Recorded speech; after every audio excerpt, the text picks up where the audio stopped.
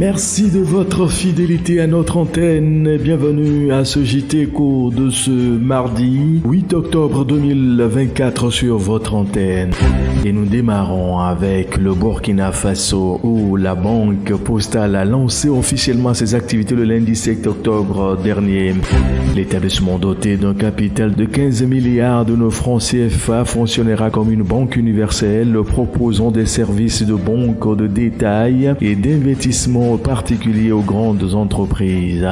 Cette entité viendra renforcer le secteur burkinabé qui occupe la 3e place au sein de l'Union monétaire ouest-africaine avec 13,8% du taux bilan et 12% de financement de l'économie nationale. Précisons que la BPBF est née sous l'impulsion de l'État burkinabé le 23 août 2021 et agréée en qualité de banque le 11 avril 2022. L'établissement a pour principaux actionnaires la Poste Burkina Faso, la Chambre de commerce et d'industrie, la Loterie nationale, le Fonds de développement économique et social, la Caisse nationale de sécurité sociale, la Caisse autonome de retraite des fonctionnaires et la Sonarvie. Au point 2 de l'actu éco de ce jour, l'Afrique du Sud où le Royaume-Uni peut à nouveau exporter de la viande de volaille. C'est ce qu'a révélé le ministre britannique de la Sécurité alimentaire et des Affaires rurales le lundi 7 octobre dernier. Selon les responsables, un accord d'approvisionnement d'une valeur de 160 millions de livres sterling, soit 209 millions de dollars US, a été conclu avec les autorités sud-africaine pour les 5 prochaines années. Cette annonce marque la fin du ban imposé par Pretoria sur les importations de volailles britanniques depuis 2016 à la suite de l'apparition de foyers de grippe aviaire au Royaume-Uni. Après 8 ans d'absence sur le marché sud-africain, le Royaume-Uni devra faire face pour son retour à la concurrence du Brésil qui a assuré 80% des achats du pays en 2023 selon le département américain de l'agriculture, mais aussi des USA, de l'Argentine et des pays de l'Union européenne.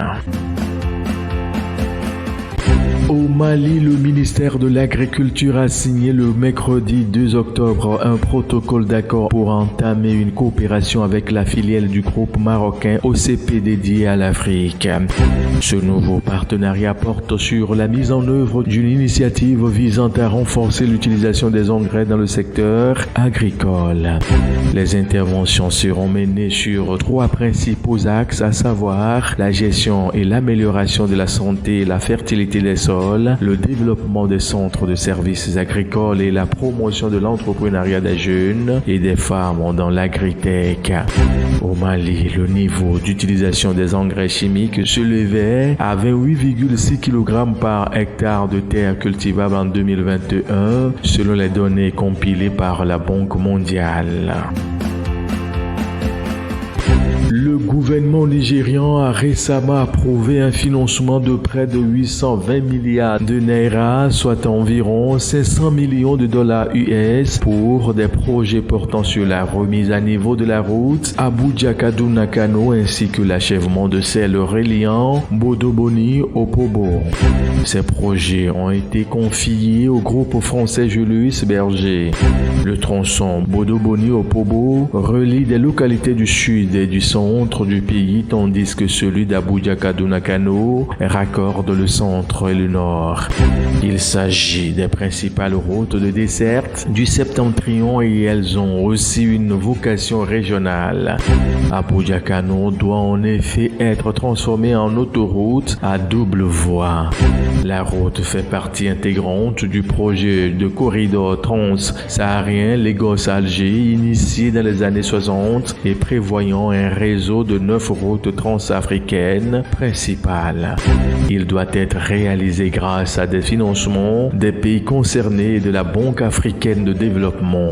L'objectif est de fournir une interconnexion routière rapide entre l'Afrique subsaharienne et le Maghreb.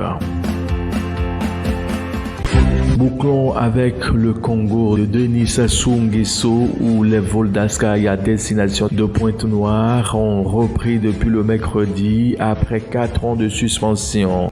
La compagnie va opérer cette ligne 3 fois par semaine depuis son hub à Lomé au Togo. Askai avait suspendu cette ligne en raison d'un faible taux de remplissage.